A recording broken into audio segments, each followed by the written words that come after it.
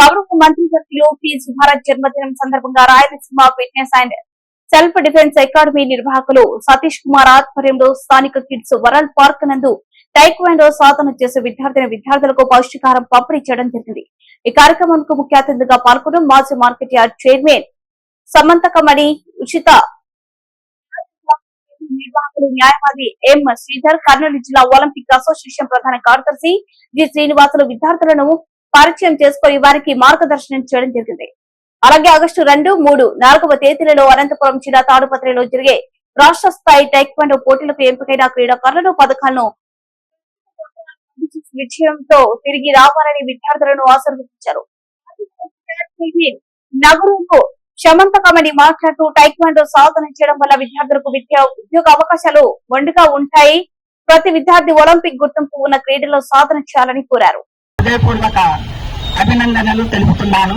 మరియు ఈ రోజు చాలా మంచి శుభదినము. ఎందుకంటే మన కర్నూలు నగరానికి మన మంత్రివర్యులైన మరి టీజీ భరత్ గారి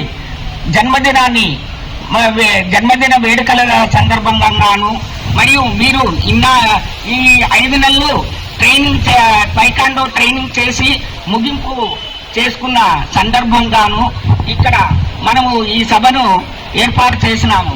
అందుకు అందరికీ మరి నా నమస్కారాలు తెలుపుకుంటున్నాను. ప్రత్యేకించి మరి మొన్న నంద్యాల జిల్లాలో 66 మంది పాల్గొంటే 60 మందికి ప్రథమ స్థానము, ద్వితీయ స్థానము, తృతీయ స్థానము కైవసం చేసుకుని విజయాన్ని సాధించిన మన విద్యార్థులకు నా శుభ ఆశీస్సులు తెలుపుతున్నాను.